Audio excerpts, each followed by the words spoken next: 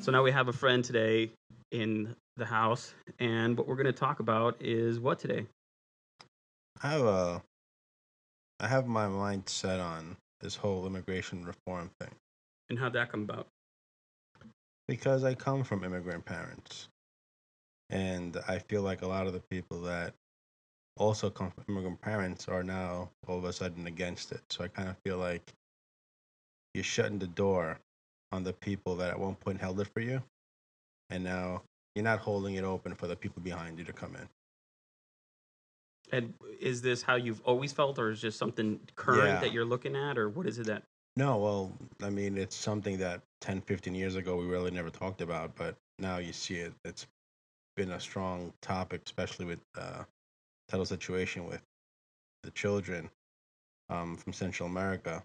And I just feel like, you know, it's very ironic that this country was really founded by immigrants. And a lot of immigrants made this country what it is today. If you look at all the stuff that went on in the early 20th century. And now I feel like we're shutting the door on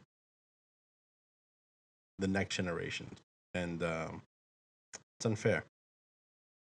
So where do you stand with your sense of nationality, right? Because I'm assuming that's what drives all this is the Yeah, sense of nationality. right. And I am an American. I was born in the United States. My parents were born in Argentina. They came here just like everyone else for a better opportunity. Well, hold on. Let's establish that they came here how legally or illegally. Well, that's the thing. Laws now, and that's another thing that's very ironic. The laws in the '60s were not what they are, what they are today, and it's stricter now. But who imposed these stricter laws? Politicians that, again, came from parents that had it easier. So their parents had it easier. Now that they're in To immigrate charge, is what you're saying. They had it easier to immigrate to the right? U.S. You Right. know, they had the opportunities given, and now that these people are in charge and are actually in these positions where they can enable legislation to make it harder for other people, they are. And I feel like, wait a minute, but your grandparents, they came because people were receptive, and I think we should still be receptive to people that are trying to come in. I'm not saying, hey, let's just let everybody in, open the gates. People that do come in illegally now, as they say, yeah, they should have to pay a fine. But I don't say we should deport them. I say you make them pay a fine for doing a crime, which is coming to this country illegally. You pay a fine. You get in line behind everybody else. You start paying taxes just like everyone else. You could be given a tax ID number so that you can get a normal job and you don't have to do these low end jobs and, pretty much be exploited. You can get a normal job. And while you wait for your papers and all that stuff to come through, at least you're paying taxes. At least you're part of the system. At least you're being productive in a positive way, just like everyone else is. But don't you think that that is the reason why they don't want to make it legal? Is because we do need undocumented workers to do the jobs that we pay not minimum wage for, and the working environments are not protected by our federal law for those employees. I mean, don't you think that there'd be a lot of industries that would not survive if they had to pay real wages and be cognizant In of working reality, yeah, conditions? yeah, I agree with you. Here in the U.S., but I mean, No, obviously we. I totally agree with you that, a lot of those jobs that they have, most people wouldn't want to do, which is also another ironic thing because one of the arguments from the people that are complaining about them is that they're stealing our jobs. And be like, really? Are they really stealing your jobs? Are you out there, scrubbing? Well, they are. I mean, I've seen so many, immigrant CEOs of banking institutions, right?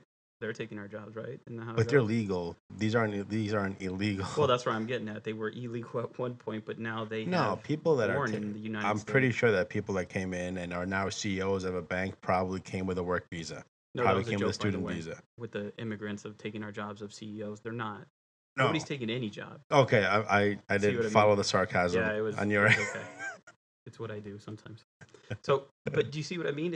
I don't think anybody's taking anybody's job. No, well, that's the thing, and I agree, and I get upset because you make a good point. A lot of these jobs, if it wasn't for the fact that they have these, you know, these people that hire illegally, Let's just call them immigrant workers. I don't care whether it be Hispanic yeah, or Indian or Pakistani or wherever they come from, they're immigrant. yeah, illegal immigrants, because you could be an immigrant and be, True, right. Illegal immigrants. but it's the illegal immigrants. It's true they do, but at the same time, you look back and like in the 50s and the 60s, like for example, right now we're having a like a big debate about minimum wage and how the minimum wage should probably be higher by now because cost of living is, Inflation, everything yes. else.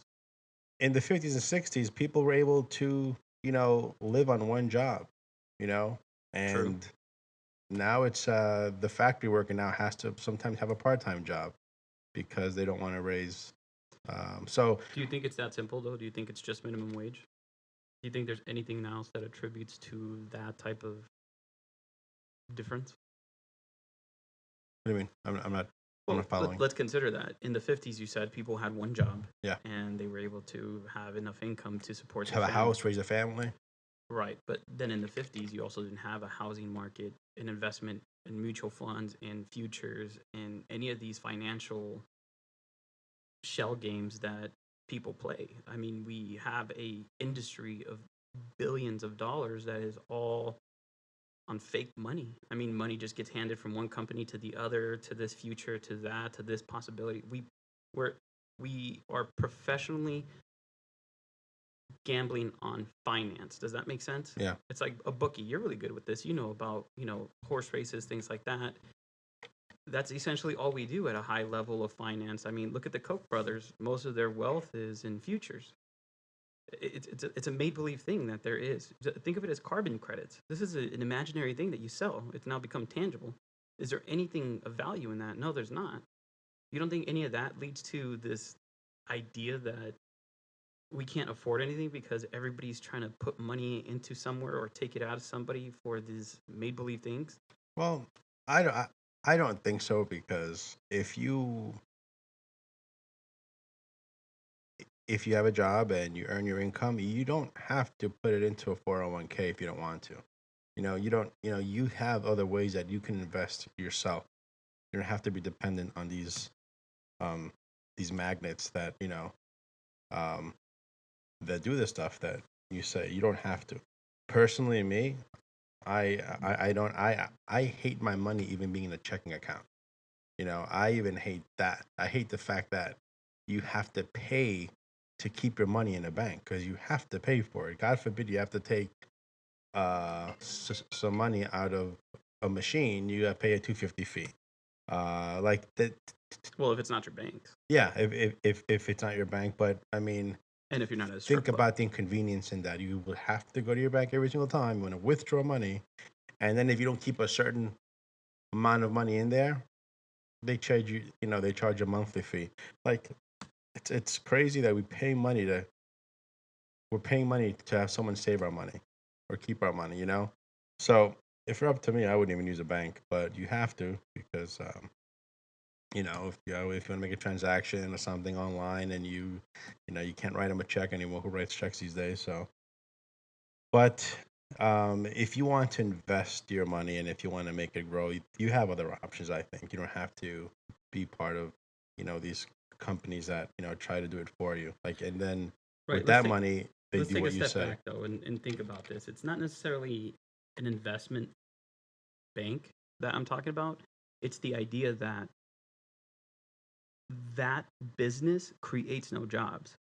That business does not employ people to the ideals that we need more people to work to create that product or to make that available. We don't. It's fewer and fewer people. So then, as a country, how do you sustain the population? But I think that can affect why McDonald's wouldn't want to pay the guy working fries $9 or $10 an hour. They don't want to do that because they want to keep their profit margins as high as they have them right now. Well, because that's what we said as a capitalistic country is important is your stakeholders, not the country or the people that work for you. It's But stakeholders. this whole right, but we also had shareholders for companies in the 50s and the 60s, like Ford and them. Yeah, but not as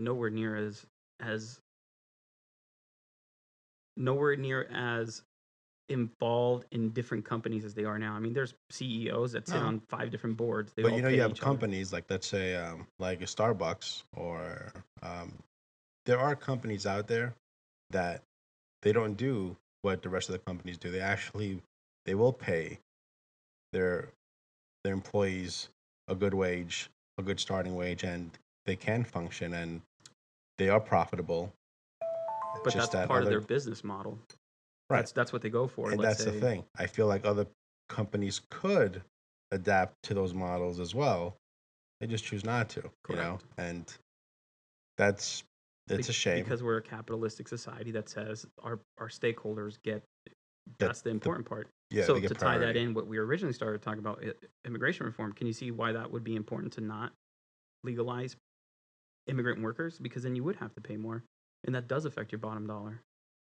If they have to pay taxes, but you're also going to get a better. I feel like what Right, people but we don't. have to focus on this from in steps, right? Mhm, I agree with you. So let's not go that I disagree. But you have to take this in steps. mhm, Is let's cover first of all the social stigma of immigration before we get into more of the finances and how that breaks down. mhm. The social stigma of immigration that you have seen, or how you feel and why you're bringing this up, is you feel most people say, we don't need any more immigrants, and why are immigrants coming in? That's a social thing. It's like an idea of us against them, where you're right. If you break it down, most everybody's an immigrant, because unless you're Native American or First Exactly. Nation, you take a look in the mirror. Yeah. You're not an American. You were brought here somehow, and you're 4 or 5 generations in, and that's why you are who you are. But we all immigrated from somewhere. Mhm. So truly, this is an immigrant country, and I believe this is what makes it so beautiful, because most other places around the world, you don't have this type of, uh, you know, you're originally from New York, so you see the density, the demographic density, and the difference of how, it is kind of strange sometimes to see so many different cultures, blend in so closely together, and it causes some trouble. But at the end, with time, everybody kind of becomes like, okay, I get that culture, and I get why they do these things. And wow, look at how beautiful now New York is, because it has this diverse, you know, ability to have all these people to different cultures, and they come together and they make something new, right? Mhm. So that's why I said, where's your sense of nationalism, right? Yeah. Nationalism would be, you'd have to wither that away, because even though we're American, and I feel, hey, I live in America, so I do consider myself American. I'm born American, but I consider myself,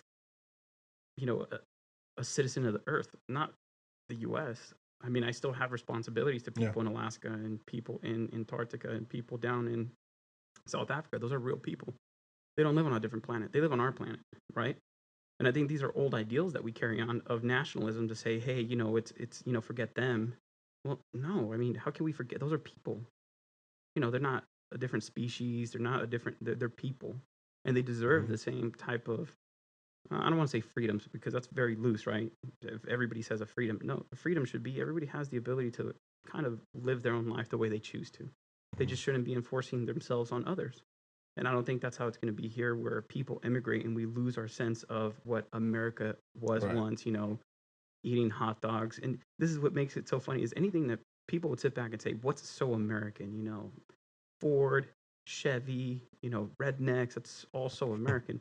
But they don't get that came from somewhere else. Most everything could be probably traced back to some other country or idea, or we somehow changed it and now made it American, right? Yeah. Chinese food.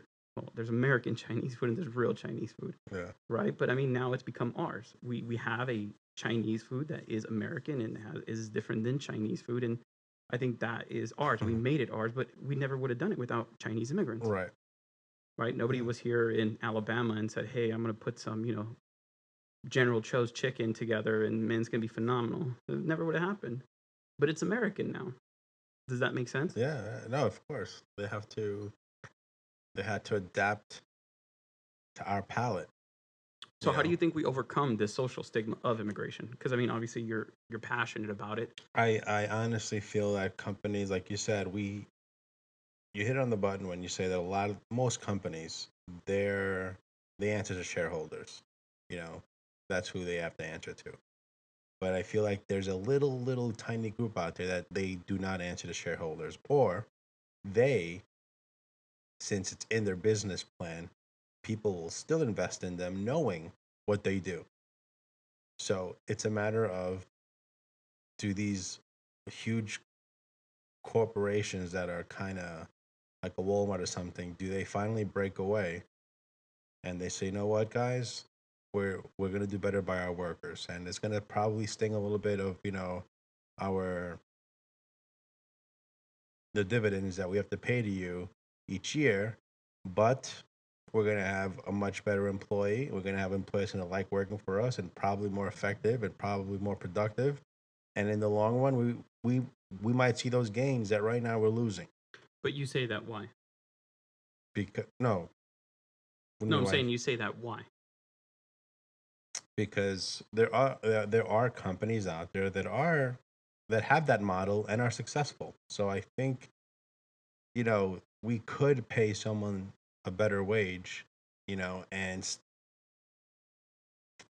again, the corporation might not make as much. They might not have those record numbers, but they're still pulling in great numbers. And that's the thing. These companies are not being satisfied with pulling in great numbers. They want to pull in, outrageous numbers. And they're forgetting that, profits are profits. And if you are not, and if you, it's crazy. Like, you might have a year that you earned, $3 billion, and then all of a sudden the next year you earn 2.8, and it's like, wow, we had a loss, and it's like, you still earn $2.8 billion. Yeah, but that's because you're the worker. Right. So but at the same time, let's try to live in this idea of an executive, right? So but I'm going back to the corporations that pay the, like I said, that small tiny group that actually do pay them good employees. They pay them good wages and still have a successful company. So it isn't some impossible thing to do. No, and I agree with you. I agree with you 100%. It could be done. It's just that, it's whether or not they want to, and we can't force them to. But at the same time, I feel like we have, like you said, we have to care about humans. And we have these humans in here, in this country right now, that are, they're living under rocks because they're so afraid. And do we just, me personally, I know that if you, let's say, you start employing people and start paying them more wages, that might mean that us, the consumer, we might have to pay a little extra, because now their overhead is bigger.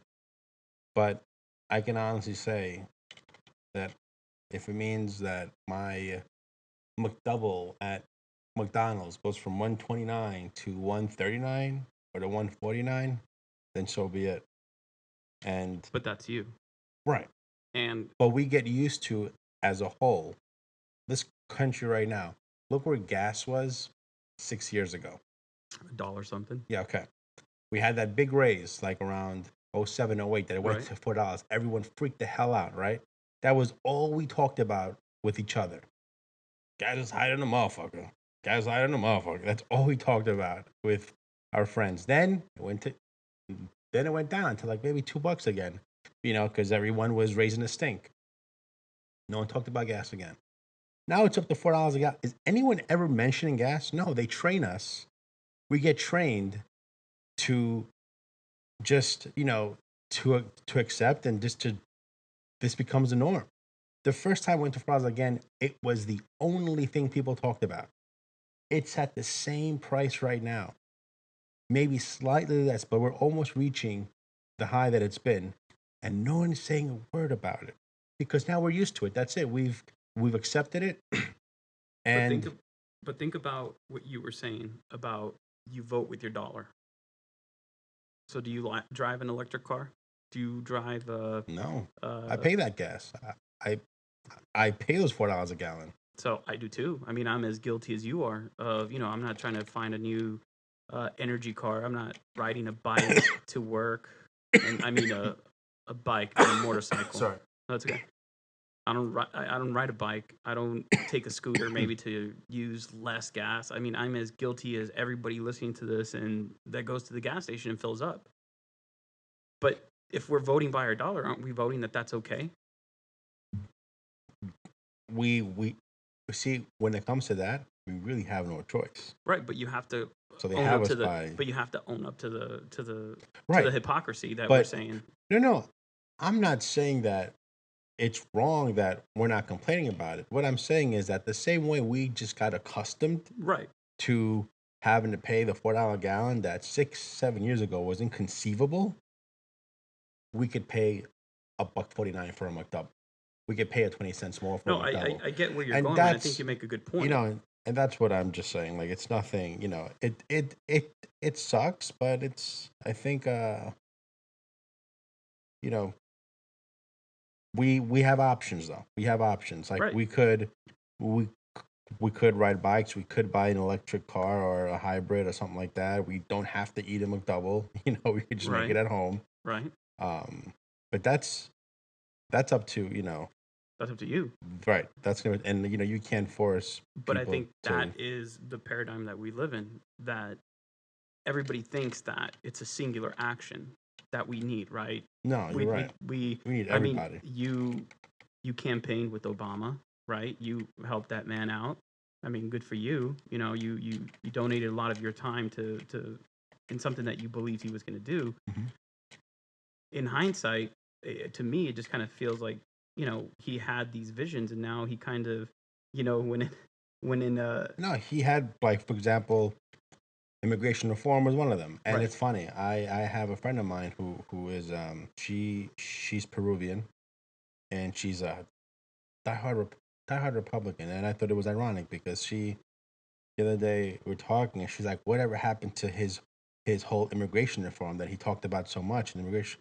And I said, and I was laughing because I said, are you really holding that against him? Because he's been trying to, but it keeps getting blocked by the Republicans, like no, but this the is Dream Act, and things like that are there to help. Uh, I'm not sure if you're familiar with the Dream Act, I'm which not. it's for.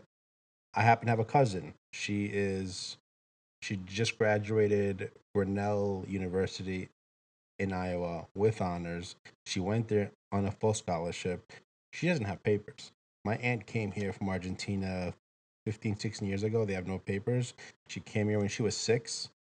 My cousin, she learned the language, everything. She went to school, high school, busted her tail. She did great in high school, got in a full ride at Grinnell, all without papers. Now, the Dream Act was to help kids in college that have no papers. It would give them a path.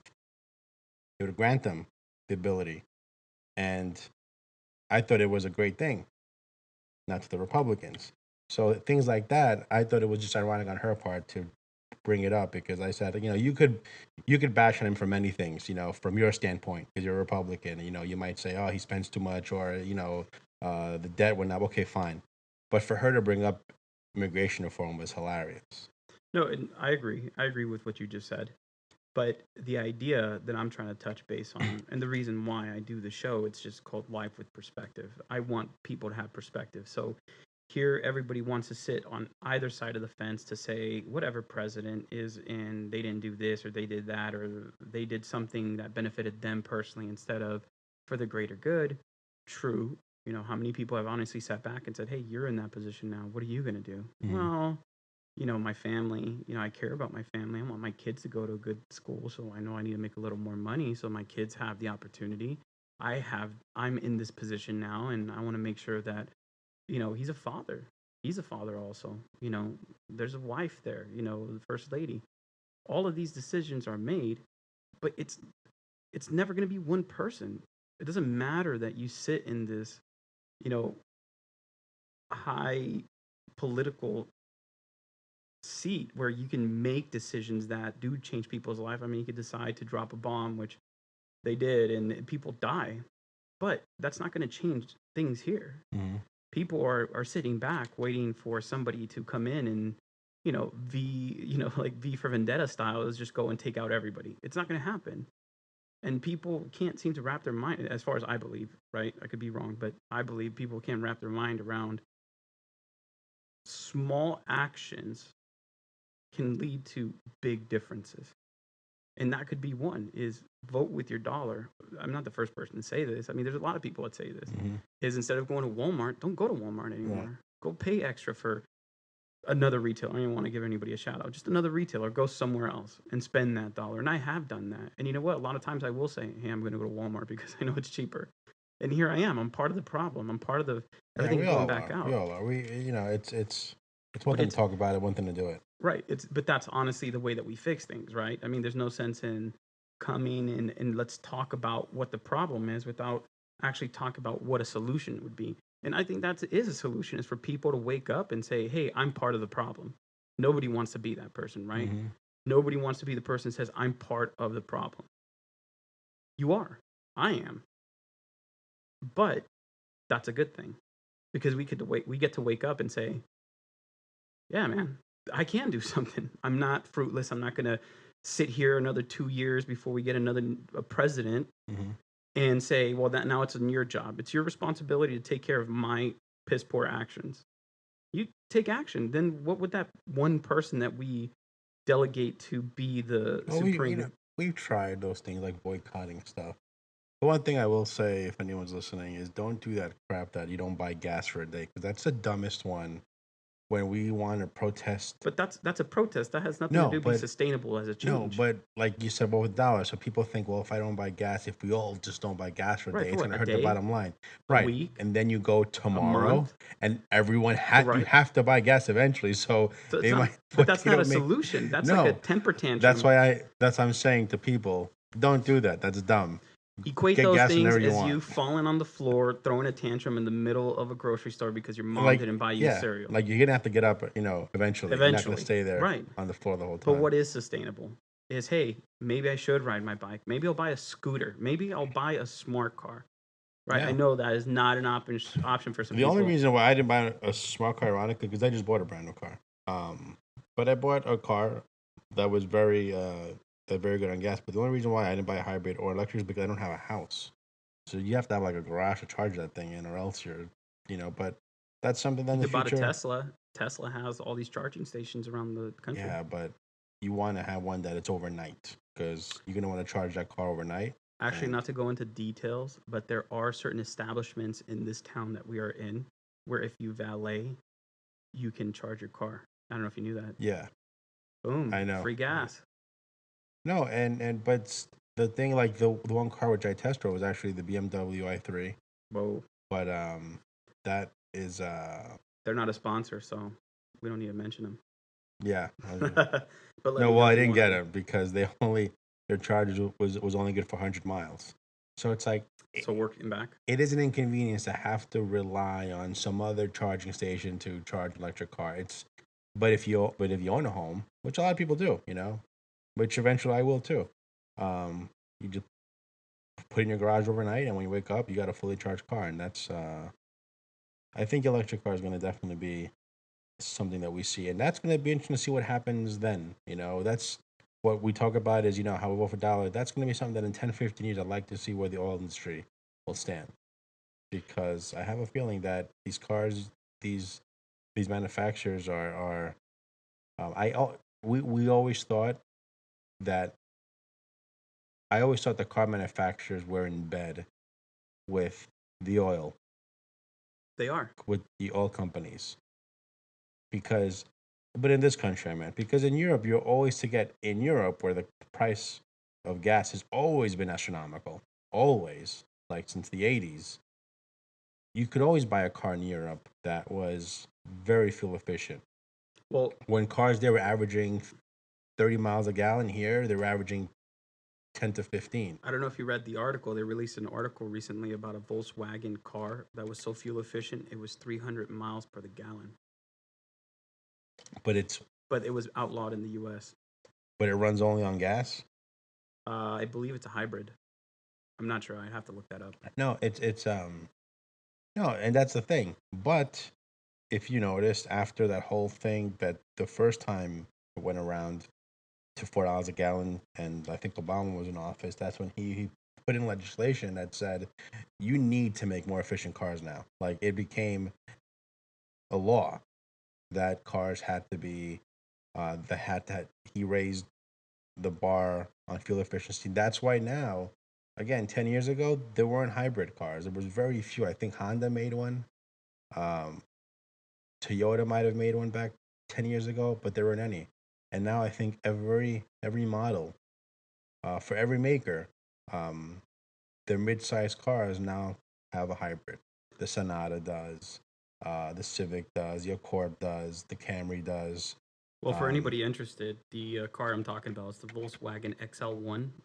It's supposed to have a fuel efficiency of 313 miles per gallon.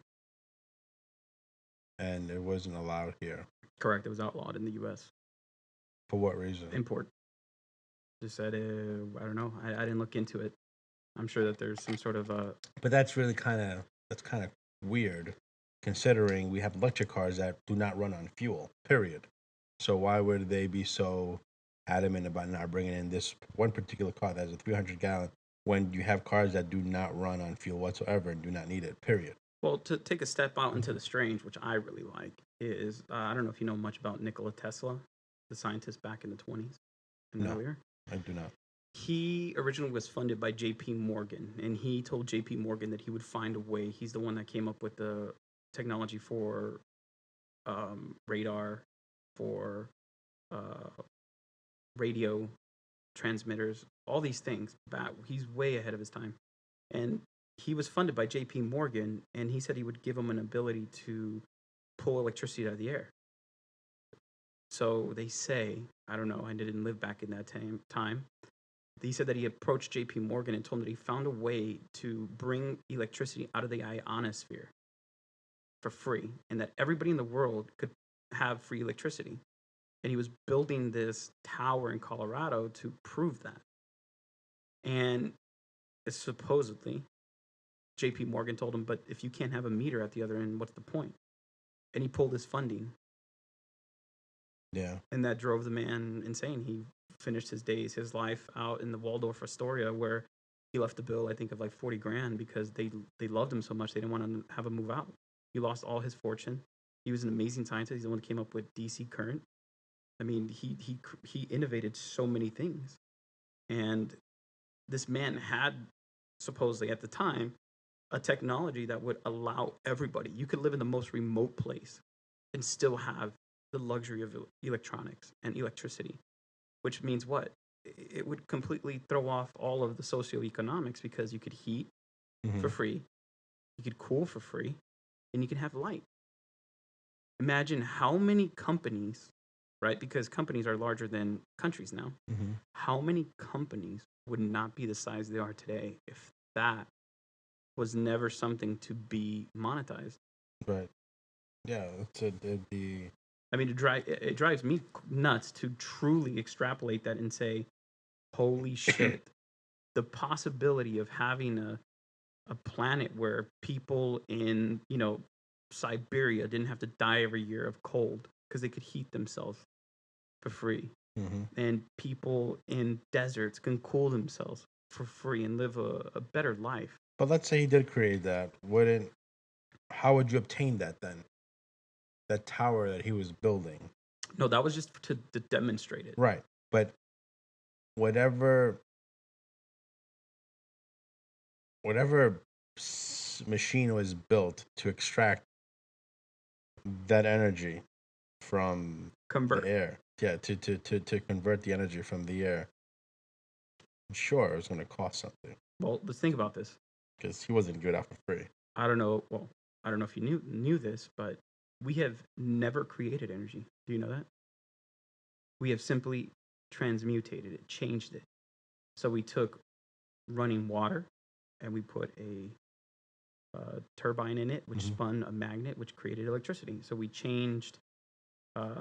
I apologize, guys. I'm not a scientist, but we changed water and the natural flow of water over. And now we make electricity. So we only changed that. We took gas, which is energy. We combust it in an engine, which then causes motion, and we drive our cars. Right. But we've never said, hey, here's energy. Boom.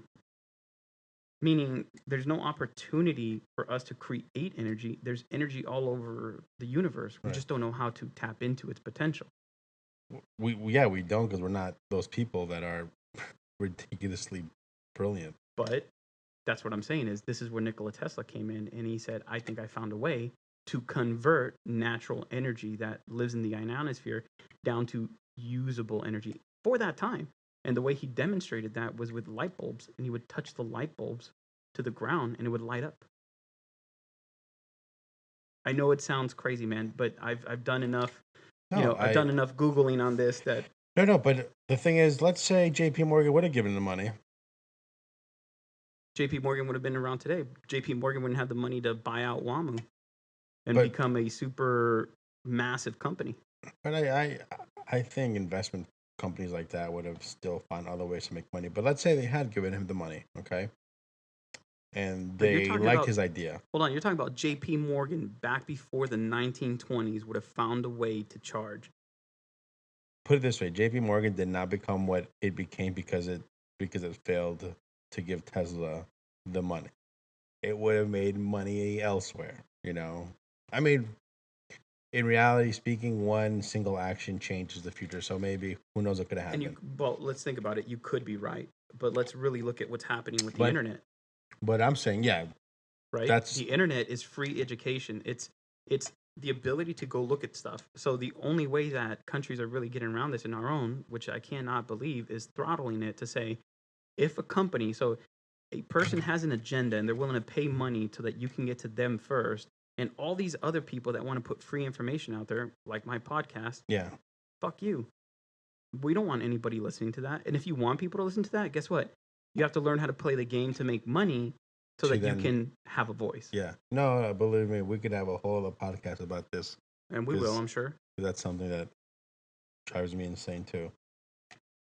But this is where I'm coming from. Yeah. But we really did digress a lot from where we originally started, which I love, about immigration reform. So we established the social part of that, the social stigma of nationality, and where people feel like maybe that's being hurt by allowing immigrants to come into this country and change what we think of America. Mm-hmm. But the only constant is change, and people don't get that. Yeah. So all you people out there thinking that you're going to be a conservative and you're going to go squeeze your butthole tight enough to make sure nothing changes, that's not going to work. It's not going to work. And I tell you, not because of my opinion, but base it on history. Yeah. Empires were built and fell, and not one of them stayed. Look at ours. America's going down. We don't have the money that we did. We don't have the GDP we once did. Our largest export is now intellect.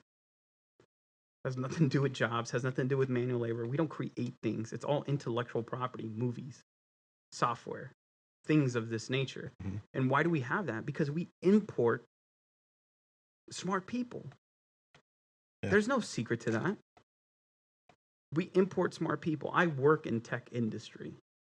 And in tech industry, they bring these phenomenally talented guys from all around Europe, India, wherever other country where they can get them for a cheap price. They import them, give them a J1 visa, I believe it is, and they get to work here for what they pay me, which I know nothing that they know. I mean, they're just super smart guys and girls. So we import all this knowledge for the benefit of the company and the company's resources. How do they get to go back and do something with that? It's in America now. We have that knowledge. They go back and they don't have the same opportunity because guess what? But the conservative will say that, well, that's fine. We don't care if they come here legally. That's fine. You know, good. That's all we ask. But legally, why? Who cut the red tape in that political process to get them the J1 visa? Who made it? Who was the one that changed the laws from 56 years ago to what they are now? You know, and that's the part that I always feel like, you know, a lot of, you always have your bad apples that, you know, might cross and, you know, they might, but we have people that are born in this country that do even more awful things, you know, like it's not a rule that if you come and you cross the border that you're going to be the, you know, the exemplar like the perfect citizen. You're not. You know, we're human and we do stupid things once in a while. But I, it gets frustrating to hear that argument. You know that they can come here and they commit crimes and they do the yeah. I'm sure one or two will out of 100 are gonna do that, but the rest just want to work. But let's just touch on that for a minute because this is such a passionate thing for me. Here we are telling people you're going to commit a crime, you're going to come to this country, this wonderful country of ours, and you're going to do XYZ. And yet, right across our border, thousands, tens of thousands of people are killed in Mexico to fuel an industry that almost single-handedly the U.S. supports. You listening right now, if you've ever bought an illegal drug, you supported that. And why? Because you felt that it was right. You feel that maybe the laws are bullshit and that you should have the freedom, because you live in a free country, to make a decision for yourself. And yet we feel that. The hypocrisy, that it boggles me. That we fuel single-handedly, we being Americans, fuel system. I don't buy any illegal drugs. Well, that's great. You don't have to own up to it on this radio. I actually can step back and just whatever you say. I'm sure you have a friend. I'm sure you have a relative, an uncle, of whoever. You know somebody that has. Of course. And you know what? Everybody did it with the great intention of saying, well, it's there. I have the opportunity. I'm not causing crime because I'm not involved in that. I'm just, I'm a good pothead. I like to go smoke my weed, and unfortunately, I can't go down to the nearest dispensary as I wish I could as a law-abiding citizen, give my ID, tell them that I'm of age, and I would like to partake in this like any other alcohol or, Roxaset I could pop in my butthole to make sure that I can take this as responsibly as possible. You don't have that option. So guess what you do? You fuel these people that have less means across the border to kill, to chop people's heads off. If you've never seen that, Google it and see if you can live with yourself. To see the absolute animalistic carnage that people are driven to escape their financial situation, right? I'm not saying everybody's good. I'm sure there's some fucking animals out there. No, like I said, but there is that person across the border that will do stupid crap, you know. But we fuel that. That's the hypocrisy that I can't understand. We fuel these people leaving their countries because of the crime that happens sometimes, because of the drugs that we do, that we take. Go to a club. Next time somebody went to a club, look around. Somebody's not fucked up? Yeah, exactly. You'll see somebody. That is the reality of our state. So what do? Do we continue giving to this massive system that allows for us to displace all these other people? That's funny because I never thought of that part. But think about that. Because all these people, they're saying all these kids they're like in Central America, their parents are letting them go. And people are saying, if they're responsible parents, how do they let them go? And that's another argument that I hate. Like, that's their parent. They're just letting these kids come here so they can get a better life. And that's probably the hardest thing that parent would ever have to do. But that's because, and that's how much they love that kid. I couldn't imagine it. I couldn't imagine that you send your kid with the idea that I hope to God good things come to you. Because here where we live, he's not going to make it another week or 2 weeks because it's that bad. It's that bad. Yeah. And they call these people bad parents, and I just think to myself, they're doing the ultimate sacrifice for their kids, and I don't call them bad parents. And we see them as leeches. Yeah. Somehow the leeches came into the border, and how do these, But then you say that about all the stuff that we do here, the consumption of all those things. That's what's causing all that mayhem over there. Imagine everybody listening. Just, I may be crazy as hell, but just give me 2 minutes of your intellect. Imagine that whatever substance that you wanted, whether you agree with it or not, you get to walk down the street to a safe, regulated, pays taxes place that would offer you any what we consider illegal substance that was produced properly, that was regulated and monitored and ended up at the store safely, and you as a consumer could purchase it and enjoy it. But would you even go as far as saying that for like the harder drugs? Because Hold okay, on, hold on. Well, let me establish this, yeah, right? So you're giving me 2 because minutes. You didn't give me 2 minutes, God okay, damn it. good. You go and you purchase your item Mm-hmm. and you enjoy it responsibly. Now, for the naysayers that would say, well, You there's know, going to be I'm not a people naysayer. giving blowjobs outside to try to buy some, some heroin. True, but that's possible, absolutely. But let's really take a moment. Does it change what that's happening right now? No, it doesn't change that.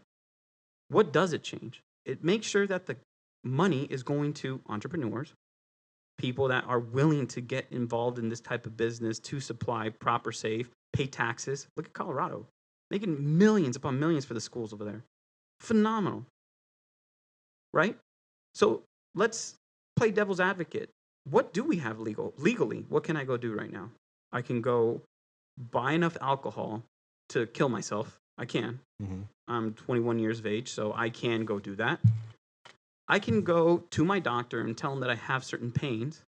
He'll take MRIs, he'll do whatever, and I'll just say, Doc, I know you can't see it in there, but I'm dying.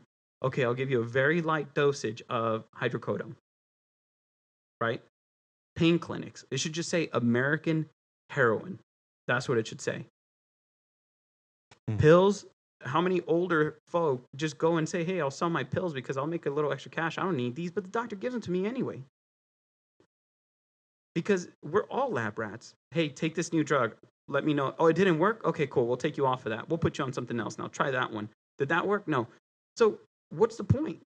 There are far worse synthesized, meaning if people don't understand what synthesized mean, it was created to be singular, to be detached from everything else, to make it more potent. And then they put it into things. So you have this synthesized product that you can now exponentially make harder, right? Because it's lab grown. And then you give these people, and I know for a fact, I've gone out with people that popped Lortabs and had a couple beers and they felt like the world was great. That's legal.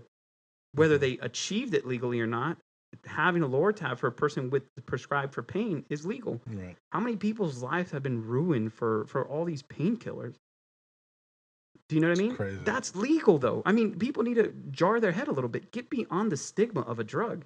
That is legal. You can today, right now, get that legally if you had a doctor to prescribe it to you. Mm-hmm.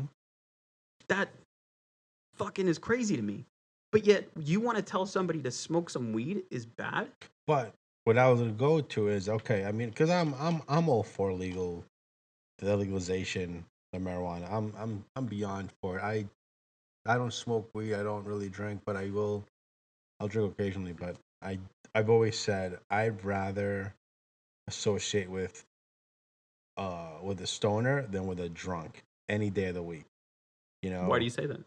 because drunks could get violent. They, when you're drunk, you don't you're it's I don't know everything I've seen, uh like stabbings at a club or something like that. It's closer to, it's all the drunks. It's all alcohol. It's all fused by alcohol, and you don't see a stoner wanting to just be like, I'm gonna, like, no, like it's But that's a subjective the reason that it, you'd say it. Why? It's subjective, no, meaning you saw alcohol more. impairs you. Alcohol impairs you So way does worse, weed, though. but not nowhere near. You could be a functioning stoner, and you could actually work a mechanical thing if you had to. If you are drunk, you cannot. You cannot. If you have 10 shots of something and then you want to go get behind a car, good luck. Good luck. If you stayed all night smoking and you want to get behind a car, you'll probably make it slower But you can't say than that most because you've never people. smoked. What? I said you can't say that. You've never smoked. You don't know But what that's like. I've ridden in cars with people that were beyond stoned. I've never had to worry. But I've never had to I've worry. driven in a car where people had drank and they drove home. Obviously, not the safest. You never been in a car with a guy that has been too drunk, because I have been in a car with someone in this town that's been too drunk that he drove over a median and we almost killed ourselves. But have you been in the same car with somebody that was too high? Yeah, the same guy. Winner. That's This Charlie Sheen shit. the same guy when he was stoned, he'd drive away like it was totally normal. Right, but you have to be honest. That is a subjective point of view. I'm trying to think of it objectively. The only No, objective reason why I say they should be legalized is because the only thing that happens is that it fuels a system that's out of control. So the fact that people buy it never changed. People are out there wanting a product. The simple ideal of capitalism is supply and demand. but what I was gonna say is, okay, so we're cool with weed. We both agree on that. What about something harder? Like, let's say Everything. have a place that sells Be- cocaine or and this is where I'm something. coming from, is the objective point of view. So everybody subjectively, whether you have a religion that you uh, subscribe to, or you have this ideology that you believe America is pristine and virgin and nobody does anything, you must let that go. That is such an old way and outdated way of thinking. You have to understand that even the best people out there will sometimes occasionally say, you know what, it's one of those doobie days. I'm going to smoke a joint, sit in my house, and just eat some ice cream because god damn do I work hard. Or some other people that say, you know what, I bust my ass. Time to do some rails. And for people that don't know what rails are, is cutting up some coke and snorting it in their nose and having a great weekend. And then they say, hey man, you know what? Here's a Monday. Thank God I had that weekend. And now I can really focus on whatever I am doing back in life, right? Everybody sees it as an escape. That's the only reason why most people take it. If not, they're addicted to it, right? But that's still a problem. They're succumbing to a drug to not feel something Yeah, else. see, But that's a mental health yeah, issue, right? We can yeah, agree to that. All I'm coming from is the objective point of view is that the demand for it has never changed, no, only the supply. So if we're going to be intellectual human beings and say, what is truly the problem? I can't say that we're going to stop drugs because there's going to be people that want them. yeah. You stop the demand, the supply will instantly drop because who's going to go make drugs when nobody buys them? I don't see anybody that's like, I want to sit on 400 kilos of coke and nobody wants it. That sounds smart to me. Nobody in their right mind would say that. But you can't stop the goddamn demand. So why don't you legalize it? Every drug. Right. Allow people. So first of all, so I forget what country this is, and I apologize, guys. I should really be googling this. What country it is that does a needle exchange program? And what they do is junkies get to safely go into a clinic that's funded by the government, give their needles, and get clean ones. So guess what? They don't have to reuse them. They don't share them, which is cut blood. I forget how you put it, but swapping blood infused AIDS dramatically because you did not stop that person from doing drugs, but you made it safer for them. And guess what? It made it safer for everybody else. He doesn't have to go find. He doesn't have to go steal. He just scores his drugs and has a safe way of doing it. Why do I think that was France that did that? I don't think it's France. I think it's Sweden or somewhere up that way, right? A country that kind of has their shit together socially, not as a country. I'm just saying socially and social programs. Mm-hmm. Imagine that. Imagine that you see a junkie on the street and you're like, damn, dude, that guy's life must be hard. He's getting fucked up for a reason. There's some sort of demon inside of him that he can't deal with. And instead of finding somebody to talk to or give him a hug or find a way to break through to him, he chases that dragon, putting heroin in his ass every day. How fucking sad is that? How if we saw people as people, not as degenerate pieces of shit that we can just, hey, you don't matter. You're a fucking junkie. You don't matter in this world. I do, though. Imagine if you could do that. Imagine. It's horrible. Like like I said, I didn't do it, but I don't trash. You can't. It's a horrible. Like I haven't. If anything, I have my problem, which is eating. I love to eat. So, and I feel like. Yeah, but nobody's coming telling you that whatever food you prefer, we should make it illegal because, goddamn, you can't keep it out of your mouth. I wish they would. Huh? I wish they would. Well, that's your problem. You need to take ownership of that. You need to fix your own fucking problem. That's the thing. Would you tell that to a junkie? That's your What's part. You that? gotta take ownership. You gotta, you gotta stop doing it. Yeah, I would tell them that if we had a legal way, say you can safely enjoy that because they may not be junkies. Excuse me, I'm burping over here. It's horrible. But they possibly would never be junkies because maybe they could be a functional person. To say, I know that I can go here, do my thing, and then snap out of it. Possibly.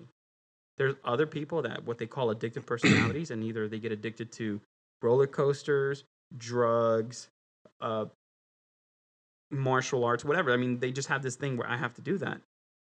They're going to get addicted to something. Mm-hmm. And some people choose drugs. There's nothing you can do except for help them as a mental challenge, as a emotional situation. Not he's a drug addict. That is the byproduct of whatever emotionally has happened inside of him. And you treat it as such. Like, hey, man, come here. Yeah, we're going to have to tie you down to a bed until you kick this. And then we're going to have to talk to you. You're going to have to stay here because, like crazy people, we lock them up, right? People like that, we should say, hey, go to a mental health clinic that we have that we're going to help you, right? All new age, different ways to deal with it. Iboga, right? Have helped so many people kick heroin, the hardest drug, just cold turkey. They can go after having a few sessions. I mean, why don't they use that here? Why don't they do anything natural for a person to say, hey, I know you're dealing with demons inside, but you got to realize that that is an emotional stress that you have. And drugs are never going to cure that. Never. Yeah. But take ownership of that. That's where I'm getting at. Take ownership that you're a fucking drug addict because you choose not to deal with your problems. Right? Mm-hmm. But who's willing to say that? Because it's easier to say, fuck everybody else, and everybody had it against me, and I never had the opportunity to become something. Yeah, you did. You chose not to. Take ownership.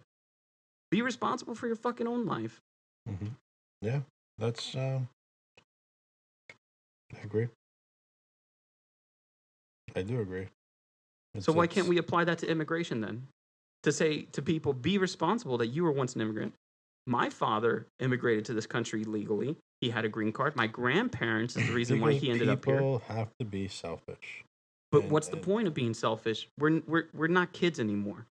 We as a society cannot consider ourselves less than. We need to understand that we have a social responsibility not to our fellow countrymen and women, but to everybody, fellow humans. Yeah, we're all people. I think that's a utopian belief. And that's what you say to tell somebody that it's bullshit, that it's not possible. When you say utopian, or you say that is, if all the stars align, that could be possible. It's you telling yourself it's not, but it is. What if I told you this one golden rule? I said, sir, you're going to live your life this way. You do whatever you want, and the only time you can't do that is if it affects another person.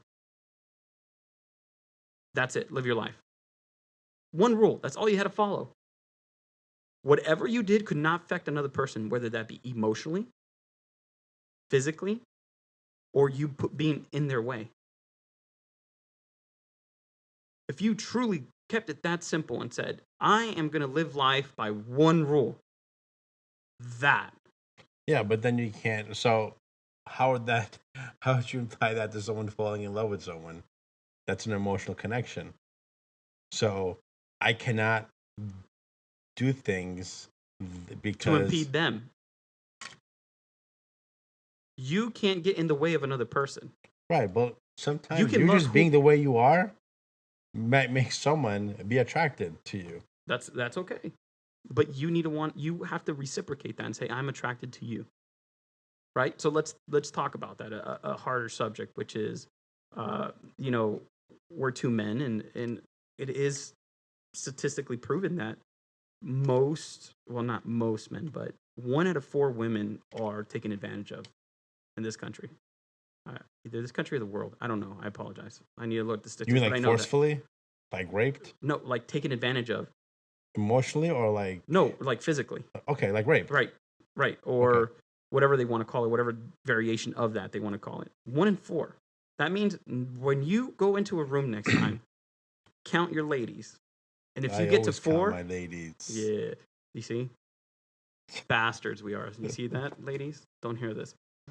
But I'm saying count 4 ladies. And out of when you see 1, 2, 3, 4, that's it. Stop there. One of them was somehow either molested or taken advantage of.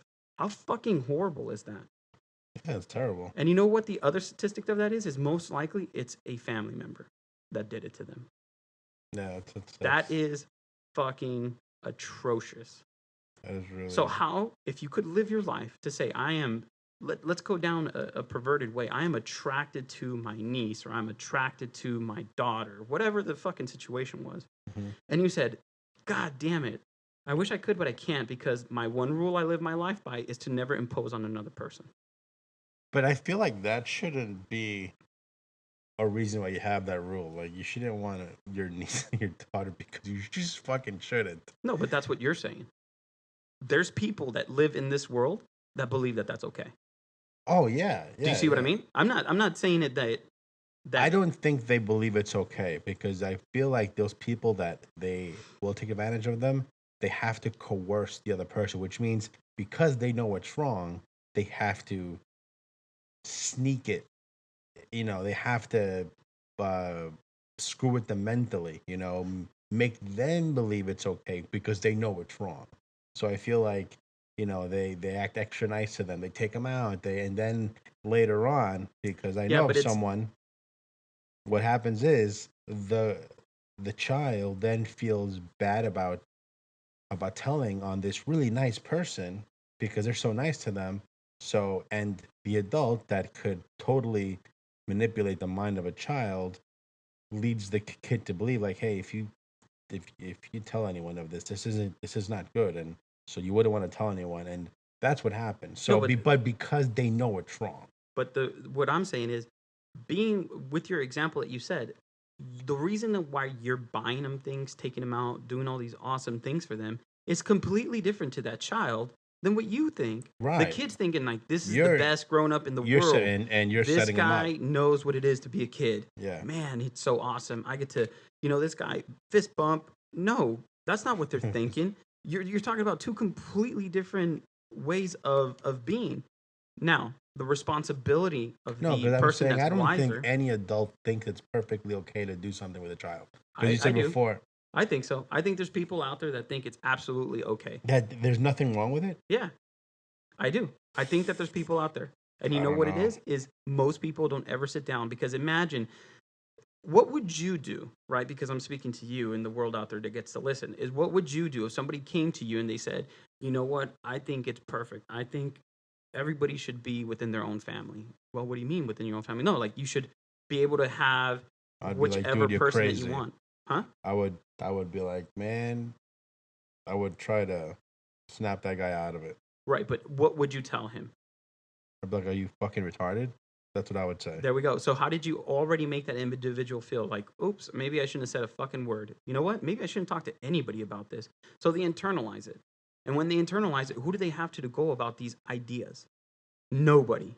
So what does this become? It becomes a perversion. But I honestly think something, when it comes to that, this person who I just told that to lives in a world where it's understood, I would say, by 99.9% of humanity that you don't do that with a kid. Okay, it's not like 90%. It's probably 99. Of course, there's that one.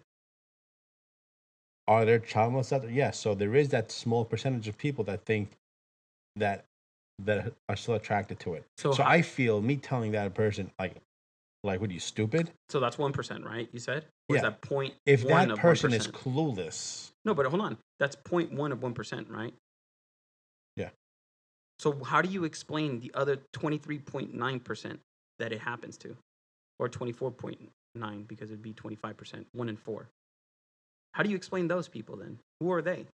The women? No, the men doing that to women. Who are they? But are we talking about women or children? Like, we're talking about in the family. Most of the women, 25% is when they were kids, not when they were older. Okay. Do you see what I mean? So who are the 24.9% of other weirdos that are out there? No. But see, what I'm saying is this: 99% of the people know it's wrong. So 24% then. no. 99% of the people know it's wrong to do that to force yourself on a woman. Oh, there's one of those four. Okay, the person that forced themselves onto them, they knew they were doing something wrong. So So they're then part of the why 99% would they do it anyway? because they are sick in the heads and they But what do they have? Let's say they're people too, right? So do we just like Trojans? We just go and we're like, oh, you're perverted in the head, so we're gonna kill you now because you don't make sense to this utopian world that we live in. we don't live in a utopian No, but I'm world. saying that, right? You would say that if those people are sick in the head, what do you do then? How do you take care of them? You just knock them off one by one, say, hey, you No, did this, then you get to die. You have to understand a person in order to do anything with them. sometimes I feel like sexual deviation when it comes to those people. Yeah, you're right. I feel like you have to.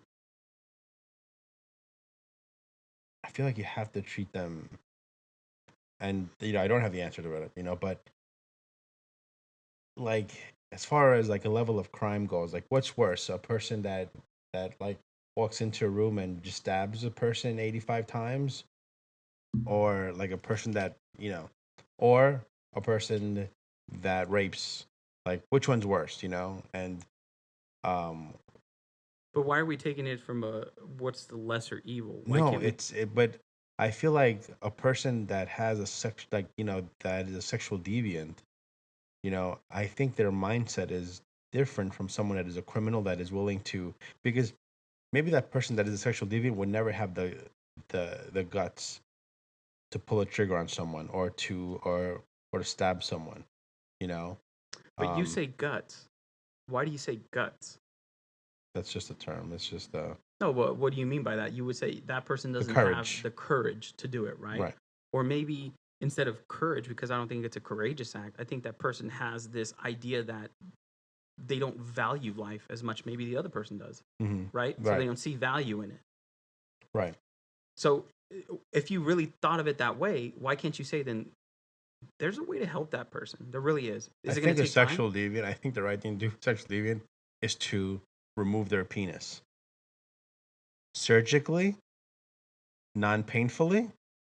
I'm not saying to put it into a machete and just slap it off, but we're gonna say, sir, you can't use that anymore because you don't know where to use it. So you do like a surgery where pain, because we could do this stuff now without pain. There's people that like to have it removed anyway, on their own, like the pre-ops. There's Transgendered, yes. so they there are ways to do this, and I But that's feel, a choice, and sir. This is not a right. choice. That's a choice, but I'm saying there are ways to do this, and I feel like someone that's a sexual deviant that wants to put their things into inappropriate things that they know they shouldn't be doing should just have it removed and say, you know what, you've had this thing for too long and you don't know how to use it, and we take it away from them. What a barbaric world that is that you I live no, in. and you don't do it barbarically. You do So it hold on. So surgically. You let's think. Hold anesthesia. He on. doesn't feel a thing. You have to understand this. So let's take a look at this What you objectively. gonna do later? He's gonna Listen, dry hump someone. listen. Objectively, right? Hmm. Two completely different situations. You could say they're not apple to apple, but understand that some people feel this way. Let's what we just talked about, which is drugs, and now we're talking about people that maybe have a mental illness, and that's how it kind of led into this conversation. And now you're saying that the person with the mental illness, which is a perversion of whatever they somehow took, they took this idea that most people would find grotesque or not right, and they perversed it, and they find it sexual. You're saying that it's okay to barbarically remove that person's genitalia. If they're gonna be sticking it inside of kids, Correct. So hold on. yep. But yet other people, which is kind of like, yeah, yet again, a lot of you might not say that's apples to apple, but a person that chooses to inject themselves every day or to buy drugs, not the same thing, but they're Right. still hurting somebody. And you were just willing to tell this person that maybe they do have a mental illness and we should treat drug addiction as a mental illness. Why wouldn't we treat the other one the same? But the drug addiction is really hurting himself, though. Unless it Uh, goes I, to the I point mean, where there's a lot of people that share needles. Guess what? If I have AIDS, I share a needle with you. You have AIDS. I now, because I'm high and I don't care, and I'm like, yeah, man, here you go. I hurt you. okay, but I hurt you way worse. now one of them could be, might not be, but it could be accidental. We But share what? needle by mistake. Oh shit! Like, let's say I did not know I had it on me. Let's say I did not know I was infected, and we were like, and we always shared needles. This is like the weirdest thing. And me and you always shared needles, and all of a sudden one day, we shared it, and I didn't know I was infected, and now boom, I give it to you. You're right, I did. Now I caused pain on you, but that was like, it wasn't on purpose. It was completely accidental. It was negligent. But There's do no you not? negligent But do rape you to me. not think that other people could be on the other side of that fence that says, "I never intended it. They were just, I loved them so much. That's why." That I wanted to. No, I I mean, honestly you don't don't know. I feel don't there's. know. But where I'm coming from is I'm trying not to demonize anybody and to say, look, at the end of it, there really is a person stuck in there. There really is. That's another human being that lives on this earth. Should we help them? Should we help them say, hey, man, help us understand you? Help us understand you because I don't. I don't understand you and I don't know why you think it's okay. But I need to have to understand in order to help you out of that idea that that is okay for Do you to you think cause that? more pain But to another person. do you think that every single human needs to be fixed if they have I something? think every human doesn't come out the womb whole. And I think that's what life is. Life is a journey for you to find out what you're made out of and to understand what you want to become. Life is the ability for you to become a greater version of you. Yeah, And a yeah. lot of us don't choose that.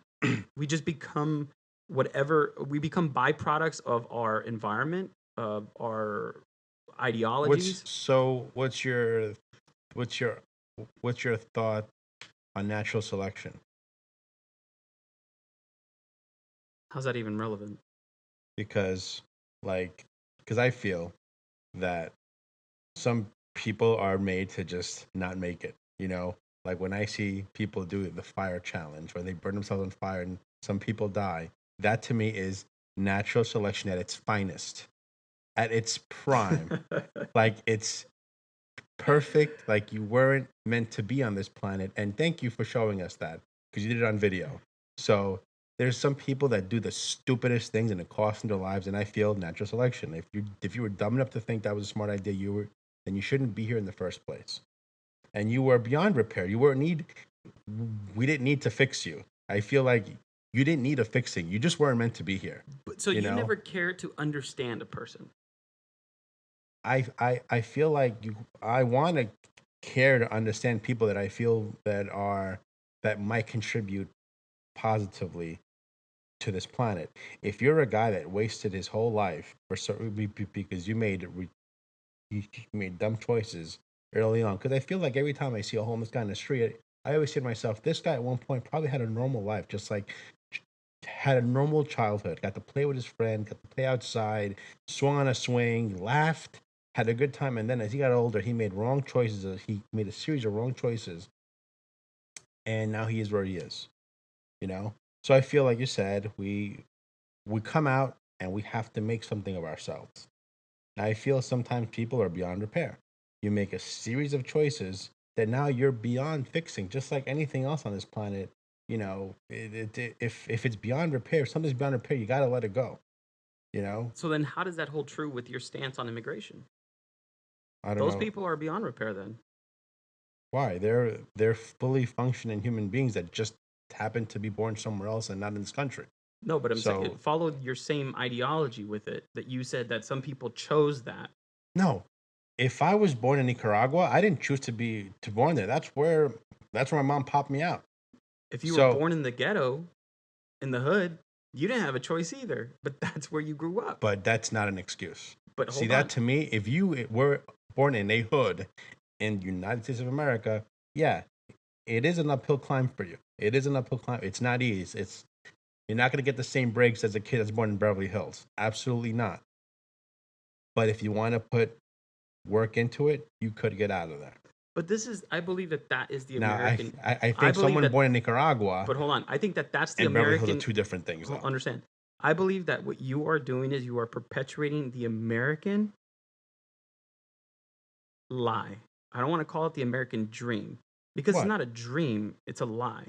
It's an That what? absolute lie to tell somebody that comes from no means, from a single mother of 8 that lives on welfare and the socioeconomics of that tell you every day that you cannot surmount a goddamn thing, that somehow you're going to be so intellectually beyond that, where you really have to have your shit together to say I'm going to go beyond all these influences and I'm going to become something.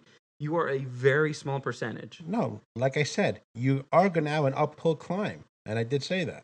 So I don't believe it doesn't matter where you're from in this country, you can make it. No, I did not say that. I said it is an uphill climb compared to someone that's born in Beverly Hills. But I will tell you this much, that the kid that's born in Nicaragua would give his limbs to be born in a hood in the United States of America. He would give his right limb to be in one of our hoods, one of our ghettos here in this country. But that's what you say. I I grew up. That's why they're coming I up. grew up in somewhere that was a little impoverished, but nowhere near as bad as some of the areas that I've seen. And I mean, I can think that Steve, I you understand. take our worst neighborhood in this country. Okay, I don't know where they call it nowadays. I don't know. Like, you take the worst crime-ridden city, the number one, Google it, whatever that, and you go to It's Chicago Botswana, right now. and you take a child from Hold on, it's Botswana. Chicago right now. Okay, let's say Chicago. Do I you know what guarantee do you you. know how many people have died this year in Chicago? We're gonna Google it. But I can tell you right now, you take someone that's right now in, let's say, Liberia, okay, in Kenya, in Nigeria, and they would give their life to be able to be brought over to Chicago. Any family in these areas would kill. Well, they wouldn't kill, but they would love to be able to be part of Chicago. So my point being is that in this country, even though if you come from a bad area, okay, I didn't come from the best area of Queens, but it's what my parents instilled in me, and for some reason, as a kid, and I think again, it's how we're raised. I knew as a kid, my parents didn't have much. I've had to support my parents throughout my life, but I always knew, as a kid, I wanted better than them. I wanted to be better off. Something told me when I was young that even though I never looked down on my parents for having what they, for what they had, I always said to myself, I don't want to struggle the way they did. So I did what I had to do throughout the course of my life so that I didn't have to struggle. And sometimes people in these these impoverished areas, they see that, and sometimes they don't, and they get caught up at, the guy that is driving the Benz, It's okay if you and put your phone on silent, because I don't think anybody cares to keep hearing your phone go off. There you go. My phone's hot though. Like, I think it's not the American dream, but I feel that if you happen to be born within these borders, you do have a fair shot at things. You just gotta want it. You gotta want it. You gotta want it, because you can't say that the mother that has a kid single did not raise a kid to have a successful, that she couldn't raise a doctor. You know, it could be done. It's not going to be easy by any means is easy, but it can be done. That's my point. I think, and that's why these kids are crossing over the border. Because they want that shot, and they know this. They know this, and that's why my aunt came here 15, 16 years ago my with my two cousins, and one's now busting her tail, and God knows in 3, 4, 5 years she might be a lawyer herself. She's on that path, and this is someone that still to this day does not have papers, and she is still illegal. Like, she had to go through college, and she could never work. But let's say you said cousin, right? Yeah. Yeah. So let's say your cousin, we put her back in Argentina. Mhm. She wouldn't have done the same. Uh, This is you have to put yourself in the mind of most conservatives, right? right. You just said that. So put her in Argentina. You said that she's now less productive of a person, and somehow her being in the U.S. has given her She more could have motivation done to. the same. She Then- probably would have gone to a school. Then why not stay in Argentina? Because the level of education here is better. So why would you not want a better level of education? When you graduate in Argentina and you come here with your degree from over there, from the University of Buenos Aires, and you come here to study, guess what? You better go back in school because we don't take that over here. So you need to get to another accredited college, and you need to get your degree from an accredited college here in this country because the one in your country is not good. But I mean, there's still plenty of doctors and physicists and scientists Doctors in that come other from countries. doctors that come from Argentina that have the medical degree, they have to do it over here as well. No, So I understand that, but where I'm coming from is I have to play devil's advocate. no, no, Nobody no, else is that's on this mic, right. right? It's me, and I have to do it justice for other people maybe listening in and say, "Hey, why didn't he mention that?" Is why can't your cousin then go down there and do it? She could, She could, but right? like I said, the level here is better. But So why would you not want she went to where? What college? to Grinnell in Okay, Iowa? It's one of the best schools in the Midwest. in the Midwest, but there's still the East Coast. There's still the West Coast. There's probably some school that's better. But that's when And they gave her the scholarship. and then there's probably, I'm sure, somebody from Argentina listening to this saying, "You piece of shit, you don't know about this college in Argentina, which is probably one of the top and maybe the world." Or I can tell you right right? now, you take the top school in Argentina, it would not be accredited here. But You know yet again, how many people you're come from talking about Argentina? accreditation. All you're talking about is a U.S. standard on it, not about the knowledge that she would possess But if to you want to save live lives. but if you want to live in the U.S. and if you want to work in the field that you work in, you have to be accredited. You have to have a license. You can't just because you have a license to practice in Argentina doesn't mean you can practice here. You Correct. cannot. But you can't even practice state to state without getting accredited or passing as an attorney, you can't even practice in that. Right, but to take a test, you have to have the degree from here. Then, if you want to practice at the state, then fine, you take the test, but you get to take the test because you have your degree from here. That's my point. So first of all, it's not why did she choose this? Her mother brought her here. She was 6 years old. So you really can't. It's not really fair to say why she's doing this here. I'm just trying to take a conservative stance Right. with you. That's right. So you can't. But that's the thing. And for everyone that's in the Dream Act right now, which are all 18-year-olds and 19-year-olds, and they're in school, for us to say that why can't they do it in their countries? They never had the choice. They never had the choice to come here. It's not like they came on their own. They were brought here as minors, not the decision makers. So now we have them here already, and the fact that they're in college and they're getting grades that are good, it shows that they're worthy citizens, and they're trying to help us in the future. It's not like these kids are gonna. You think my cousin, once she gets a degree, well, she has it already. You think now her plan is to go to Argentina and help everyone else over there? No, she's gonna stay for the rest of her life and help other people, other Americans. Well, And you don't that's know that. You hope that that's what it is, or you at least hope that she feels that she wants to stay here. I mean, if she retires when she's maybe 70 years old, maybe like she gets more money practicing in Argentina than she would here with the amount of insurance that's costs. bananas. The Trust me, have you no one have you ever spoken to a medical professional how much insurance costs? unless she works for an American company that has personal interest in that country, she would never make more money over there. She wouldn't. She just wouldn't. That's fact. There's no reason to even Google it. It's fact. It's just I don't know if it's fact, the per but we'll capita go income. with it. No, the per capita income of Argentina and the U.S. Is absurd to think that she can make more money like working in Cambodia, doing the same thing. It won't happen. The per capita income is Right, distinctly different. but you're saying it from a position of Now, unless she of works for an comparing. Wait, American hold on. You're saying it company, to a position of comparing it to U.S. dollars. I'm talking about it's of quality of life. So she if she doesn't make as many U.S. dollars, is her life better over there because she makes more income? Being a whatever the field is, maybe the reason why possibly you don't know. the reason why people are coming here is because the better quality of life is in this country, and we do have it. And I just came back from Argentina 2 years. I went there 13. I went there May of 13, and I hadn't been there in 11 years. And I came back, and one of the things which I did was I traveled the whole country, and I was in the city, Buenos Aires, and I went up in the rural country of Jujuy, which is right in the border of Bolivia. So it's practically, I was in Bolivia. I was right near the border. And you come here afterwards, and you take the simplest, like the fact that we have pavement on our the fact that we have lanes painted on our roads, things like that that you do not even think about here. It's believe me, people, if they go back, and you see this happen sometimes, it's when they're gonna retire, and you always they say the salmon always swim upstream, and they go back home, and maybe humans sometimes feel the same way, and they want to die at home, but they lived their lives in this country. They were productive in this country. They were able to do everything they had to do in this country and help other people in this country. That's what she's gonna do. She's not gonna.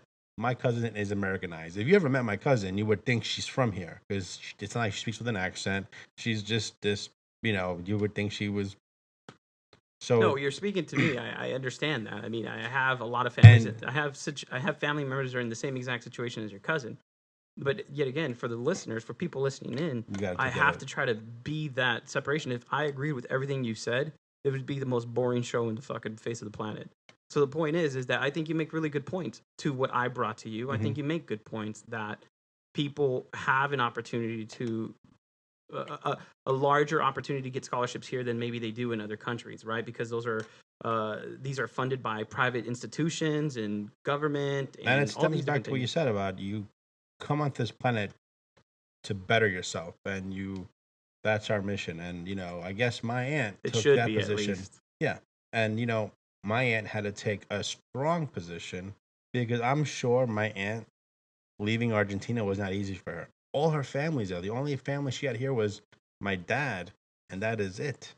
And I'm sure it was not easy for her to want to make that decision the same way it's not easy for these parents to send their kids here, because you're leaving everything to a country that's completely strange to you, where you don't know the language, where you don't know what you literally just you're throwing yourselves into a world of unknowns because of one thing. You want to just have a shot at a better life, and that's what I think makes this country so amazing. That as twisted as we see it, because we live in it every day, and we're like, we'll find hundreds of things like that are wrong with it. Yet people still would love to be here, and that's something that boggles my mind because again, I see a lot of faults in this place. That I know we could be doing a lot of things better. Yet here we are, and when you leave here, I mean, don't get me wrong. There's places like Sweden, like we talked about it. Like Norway um and Switzerland, that they kind of get it. They know how to do the social thing, and they do it well. And I wish we can adapt a lot of things that they do. Won't happen here, but still, all in all, this isn't a bad place. Could be better, but it isn't a bad place. But I think putting the blame on these people trying to cross the border is so lame. Well, I think you've brought up a lot of good cases for it. I think you've made some pretty strong arguments for people's, making people's cases. I mean, there's a lot of voiceless people that And are my stuck in a room right sister, now. this is crazy. My sister is the one she's the ultra conservative, and we fight about this. And I laugh because I'm like, we came from the same mom. You know, she became like, you would have thought that my sister was raised in Mississippi. If you talk to my sister, you would think she was from Mississippi, no joke. Meanwhile, she's from Queens, just like me. We grew up in the same. It's crazy, and we have this debate all the time, and she's like, Have it's you not ever not. tried to understand your sister, why she's saying what she says, or why she's coming from that point of view?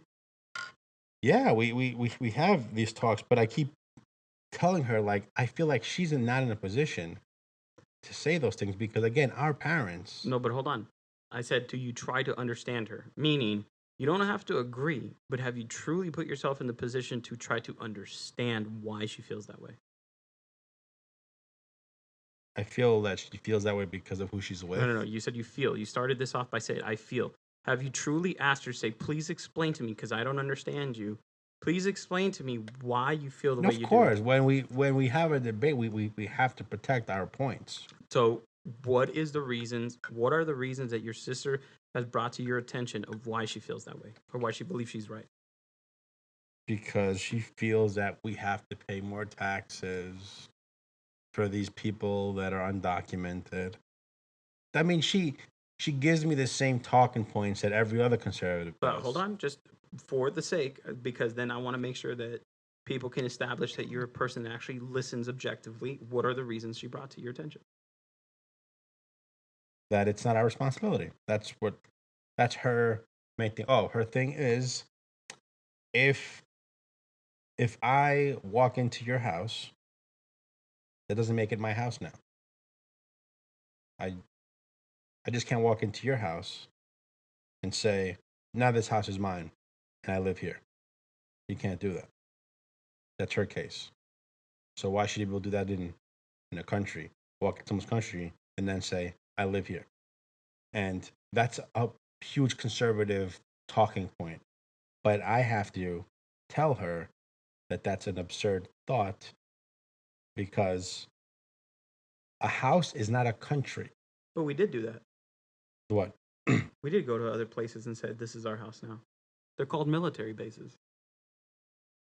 That's, but we're not forcing, we had an agreement with that country to allow us to go in. What agreement, what went behind the scenes, we don't know. We don't know because if you have a country, the U.S. cannot go into a country and say, I'm putting this base here. No. It's, hey, we want to put a base here. Could we No, true. I'm oversimplifying things, of right. course, but Like there is an agreement whenever we go into a country and put a base. But this is a different thing. This is now just a resident. This is a person, not a military. This is just a person. isn't this the same exact subject or conversation that we probably had for Italians, Irish, Polish, anybody that came through the New York docks at one point in time? Everybody hated somebody else. The conservative argument to that is that when they came in through Ellis, it was all legal. It was all, there was a system. We had their information. It's which I think again, it's crazy. So I'm like, so my counter to that is okay. So then you want to make another Ellis, and we'll just put the Mexicans or the people from Nicaragua and from Salvador or from anywhere else. Do you want them to go through Ellis as well? Will that make it better then? And their answer to that is no. So it's a dumb argument on that point. But to bring it back to my sister, she says that a house is like a country, and I tell her no, because in your house you don't elect in your house who is in charge. It's you can't like it's apples to oranges. It's a dumb analogy. Like you can't compare a house to a country for Christ's sakes. No one elected my sister to be in charge of the house. No one elected her husband to be in charge of the house. It's a dumb argument to say, if I can't come into your house and live in it, then why can they? So why are they able to come into our country and live in it? It's like it's a different thing, completely different. And so I do try to understand her, but her points are like those which are dumb.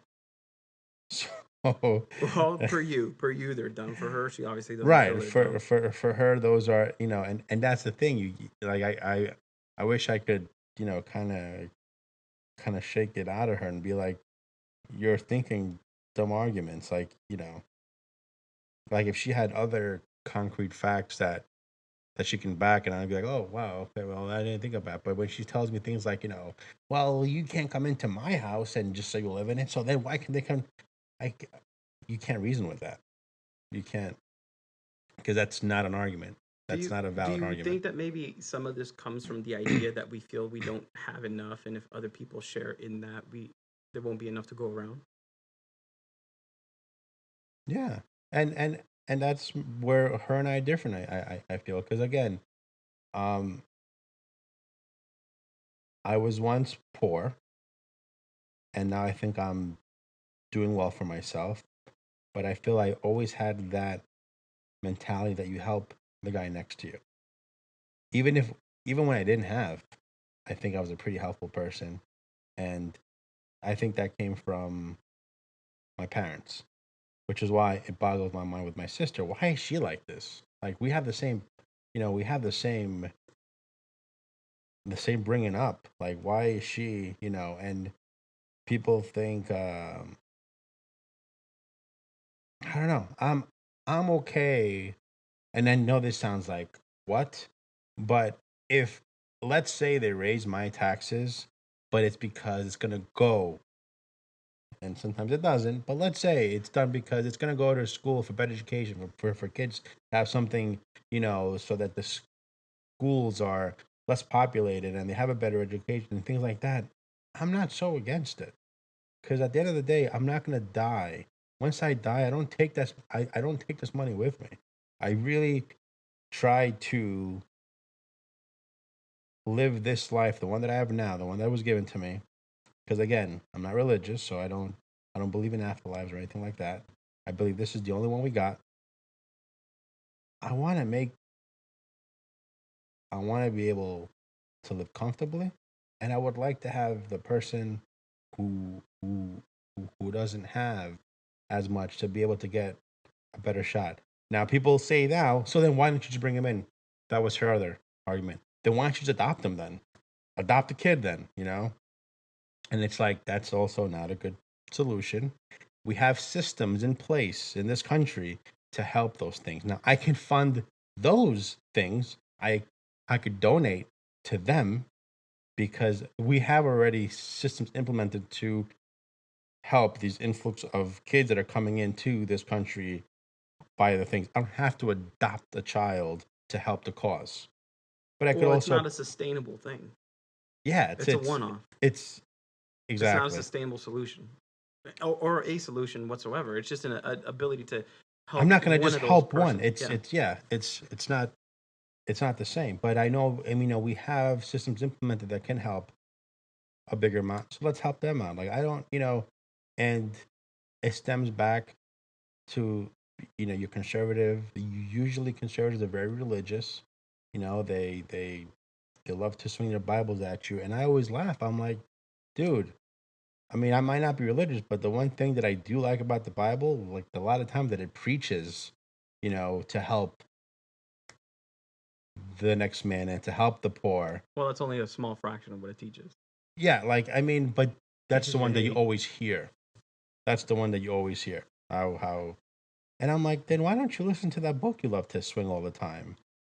Why don't you do what it tells you? And I always find that ironic that usually the ones that are very against this uh this whole open arms thing are the ones that are so Christian.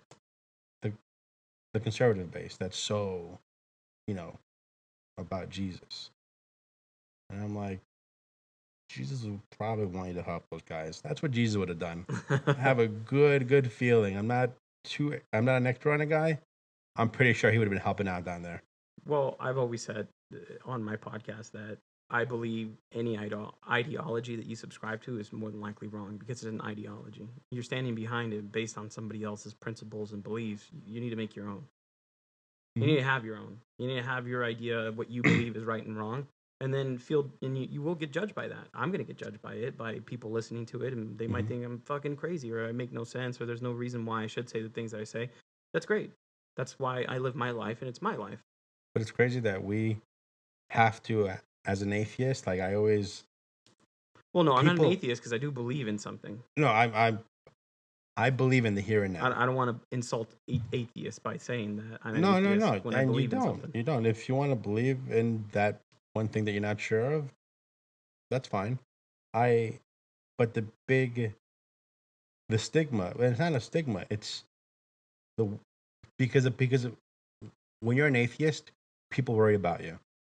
You know, religious people worry about you when you're an atheist because they are, I guess, they want to help, and it's like, but don't you want to, to go to heaven, or don't you?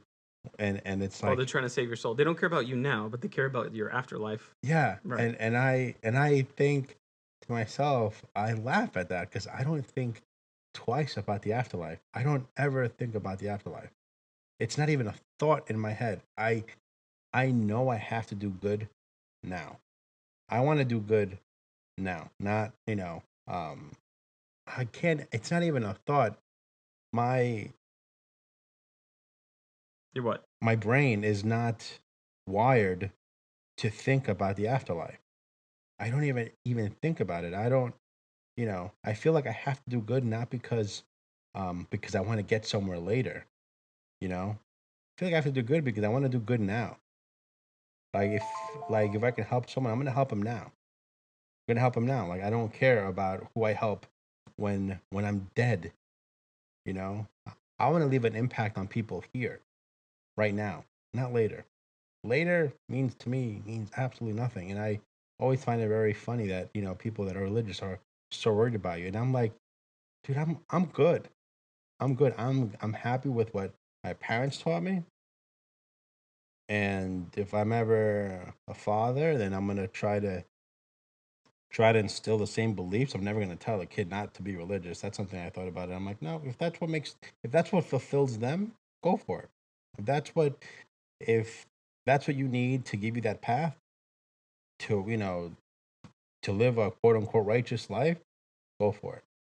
I would never say that, because I feel that religion, even though like you said, it's an ideology and it's not the best thing to kind of subscribe to, but I feel like most people that are, you know, for the most part, live a good life, and because they want to do, they want to get to the pearly gates, and so I'm like, cool. If that's what's keeping you in check, nice, go for it. Like, cool, because not making now it's the people that want to just drill it on you. Then that you're like, all right, chill. But you have the ones that are kind of kept to themselves, and I'm like, if that's what's keeping you in check, and you're not bothering me at all, go for it. Go crazy. It's when people get extreme anything is when they ruin it for everyone else. I agree. I agree with what you said. Well, I want everybody out there to kind of listen to everything that we brought up, and by no means are any of us right. It's just No. our opinion, and Yeah. because of it, I just hope it makes you think about it a little deeper. Right? We did oversimplify a lot of things, and certain things are just not that simple. Otherwise, it would be a simple solution. But can we maybe look past the bullshit that a lot of things are being brought up and just really focus on really what's the issue at hand? I think if we do simplify things to a fact that we say, those are real people, they're humans, and you know, I don't think any of us would really have a problem if somehow aliens showed up one day, shooting laser beams, blowing up fucking houses. Everybody instantly would be like, "Oh fuck them," we're humans. You need to go help that guy. All that bullshit would dissolve. Hmm. So do we have to wait for something ludicrous like that to happen, or can It we just simply be grown up enough and say, "Hey, if that ever did happen, would we feel like this?" Yes. So let's just move forward with that idea that helps us by feeling love for one another and say, "Let's help people." and it's in us. You know what? It's in us. I lived it in person after 9/11 when I was in New York City, Yeah, that's a really good and point you bring up. and and like you said, you mentioned the lasers coming in, and I said, no, you know what? We It happened to us like a couple of weeks after 9/11.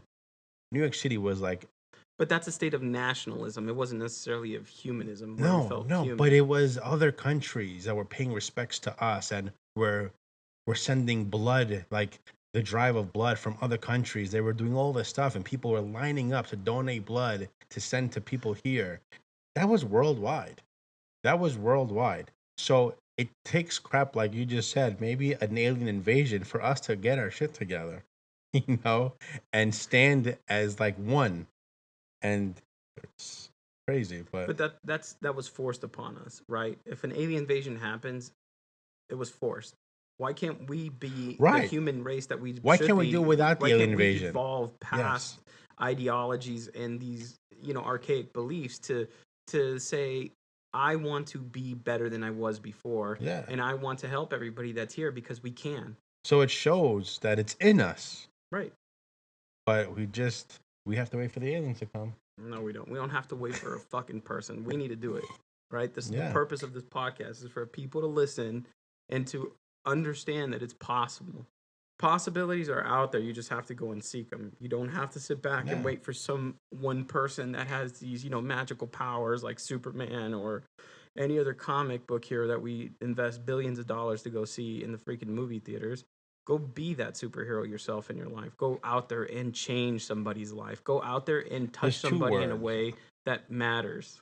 I think it comes down to two simple words that are so, but I think I wish everyone could just live by it. And that's, I think, if, let's say, the Ten Commandments could have just been reduced to two words, and that was two words of be kind. That's it. I think that's all. I wish we all had that in us to just be kind. Just be kind. I can't. stress how huge that is, and that's something that I don't feel like a book has to tell me to be kind. I know I have to be kind. Yeah, are we gonna, if a person pisses you off, are you gonna like tell them off? Yes. But there are people out there that live their life to not be kind. They live their life because for whatever reason they're not happy. They feel they need to make someone else unhappy so that they could kind of feel what they're feeling. And if they were just to turn that off and just do the opposite and just be kind, they would know that before they know it, their life would be so much better. It's something that I think people should really think. It's such a simple thing to do. Just be kind. So for everybody listening, take those words into It's so cliche, but it's so true. right. Just take those words into consideration when you think about your own life and think about where you normally stand right now and what you have done and what you can do. That's, remember, I say possibilities, that what you can do. And I don't know, just see if any of this makes sense to you. See if any of this can be applied to your own life. See if any of this yields any type of thought provoking conversation with yourself in your own mind to maybe challenge some of those beliefs that you really truly hold on to. And are they good for you? Do they make sense? And can those beliefs stay and still be better? Maybe you can be the person that changes other people's minds to think of better things while still, holding on to things that you feel are important. But we have to challenge ourselves to be better. We have to challenge ourselves to truly look past bullshit and go to the real root of the problem, which is there's the real people. Those are real people trying to escape their situation. And if we could just make them awesome people of this country that are productive and they can offer us something, you never know. Maybe that is the next genius child that never had the opportunity, or because he came That finds here. a cure for a cancer or something. Who knows? It could happen, right? That is a far reach for some people, but you'd never know. The possibilities are endless for somebody that has the opportunity to do that. And I would much rather say I'm part of a country that allows for that freedom, that we truly stand behind freedom, and that we will harbor anybody that comes here with a great intent to be a better human being than anywhere else in the world. I would love to be part of that country that really stands behind the founding beliefs that it once had, even though they might have been bullshit from the beginning. We can change that. We can make them real. We can make them stand for something. We could say, yeah, you guys, give us the smoke and mirrors about freedom and pursuit of liberty and justice, but we can make that a reality. Nobody said we couldn't, and we don't have to wait for anybody to go and make that a reality for us. We can do it today. Be responsible. Own up to your own actions and do something about it. Every day, everybody can do something about it. And no matter how small that action is, it will gain momentum and we will change things in this country. I really do believe that. So I want to thank you for stopping by today. I think this is really good ideas that you brought up. This is good. I'm really grateful that you were willing to give us the time. And I just hope everybody out there listening can truly always give us the time on this podcast to just truly listen in and hear people's perspective. And as my friend is here, I really appreciate your perspective and what you were able to explain to a lot of people listening.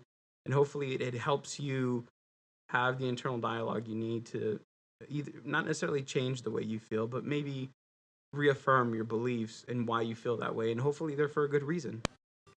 So thank you again, my friend. And hopefully we'll do this again. Thanks, guys. Bye, guys.